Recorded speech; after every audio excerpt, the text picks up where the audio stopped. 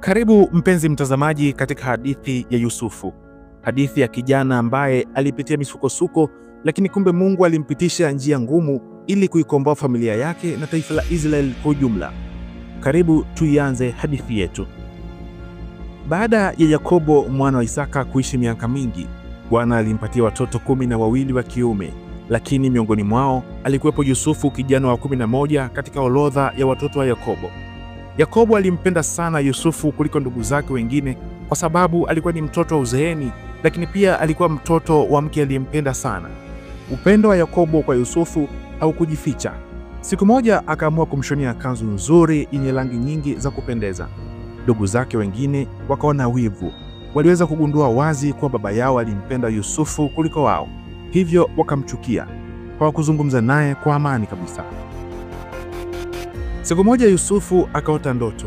Ndoto yake ya kwanza ilikuwa kwamba yeye na ndugu zake walikuwa wanapiga miganda shambani, na mganda wake uliinuka na kusimama, na ile ya ndugu zake ikausujudia ule mganda wake. Yusufu aliwasimulia ndugu zake kuhusu ndoto hiyo aliyoiota.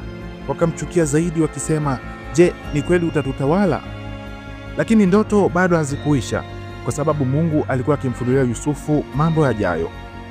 Akaota ndoto ya pili, akawaambia ndugu zake, "Tazama, niliona jua na mwezi na nyota 11 zikiniinamia." Baba yake akamkemea akamwambia, "Tutakuja mimi, mama yako na ndugu zako kukusujudia?" Lakini Biblia takatifu inasema Yakobo akayahifadhi maneno hayo ndani ya moyo wake. Siku moja Yakobo akamtuma Yusufu kwenda kuwatembelea ndugu zake waliokuwa wakilisha mifugo nyikani. Wakati walipomwona kwa mbali, akajisemea, "Huyu ndiye yule mwotaji, basi natumue." Lakini Ruben ndugu yao mkubwa akasema, "Msimuue, mtupeni tu shimoni." Ruben hakuwa na ubaya kama waliokuwa nao wale ndugu wengine. Alitaka kumwokoa baadaye baada ya wao kuondoka. Basi Yusufu hakiwa juu hili wala lile, alipofika wakamkamata, wakamvua ile kanzu yake ya rangi nyingi na kumtupa kwenye shimo lililokuwa tupu. Wakiwa wameketi, kwa mbali wakaona msafara wa Waishmaeli unakuja kuelekea Misri. Yuda akashauri akasema, "Ni faida gani tukimwaga damu ya ndugu yetu? Tumuuzeni tu." Basi wakakubaliana, wakamuuza kwa vipande 20 vya fedha, nao Waishmaeli wakamchukua na kwenda naye Misri. Kisha wakajiuliza namna ya kumdanganya baba yao kuhusu wapi alipo Yusufu. Basi wakakubaliana kuchukua kanzu yake, wakaichovya damu ya mbuzi na kumpelekea baba yao wakisema, "Tazama, tumepata hii." Yakobo alipoiona alilia kwa uchungu, akadhani mnyama mkali amemrarua mwanaye Yusufu. Yakobo alilia kilio kikuu. Basi Yusufu alipelekwa hadi Misri na akanunuliwa na Potifa, mkuu wa walinzi wa Farao. Lakini pamoja na yote, Bwana alikuwa pamoja naye, akafanikiwa katika kila kitu, hadi Potifa akamweka juu ya nyumba yake yote. Lakini shetani naye alikuwepo, akijaribu kukwamisha mipango ya Mungu kwa kumtumia mke wa Potifa aliyemtamani Yusufu. Akaanza kumshawishi mara nyingi. Yusufu alikataa, akamwambia, "Nitawezaje kufanya uovu huu mkubwa na kumkosea Mungu?" Siku moja mke wa Potifa akamvizia Yusufu akiwa peke yake, akamshika nguo akitaka alale naye, lakini Yusufu akakimbia, akaacha vazi lake mkononi mwa yule mwanamke. Mwanamke huyo akapiga kelele akisema, "Mtumwa wa Kiebrania alitaka kunibaka." Potifa aliporudi akajiuza kuwa Yusufu alitaka kumbaka mkewe. Alimkasirikia sana na kumtupa Yusufu gerezani. Lakini hata gerezani Mungu alikuwa pamoja naye. Yusufu akapata kibali machoni pa mkuu wa gereza, akakabidhiwa kuwasimamia wafungwa wote. Huko gerezani walikuwapo watumishi wawili wa mfalme waliowekwa gerezani kwa makosa yao tofauti. Alikuwepo mwokaji na mnyweshaji. Wakiwa ndani ya gereza wakaota ndoto, nao wakashindwa kuelewa maana ya ndoto zile walizoota. Yusufu mtumishi wa Mungu akawaambia, "Ufasiri ni wa Mungu, niambieni ndoto zenu." Akaanza yule mnyweshaji akasema, "Nami naliona mzabibu wenye matawi matatu yakichipua, yakatoa zabibu, nikazikamua kwenye kikombe cha Farao." Yusufu akamwambia, "Hii ni ndoto itakayotimia ndani ya siku 3. Baada ya siku 3 Farao atakurudisha kazini." Yule mwokaji naye akasema yeye aliota akiwa na viungu 3 vya mikate kichwani mwake, lakini ndege wakawa wanakula ndani ya viungu hivyo. Yusufu akamfasiria akamwambia, "Hii nayo itatimia ndani ya siku 3. Farao atakukata kichwa chako."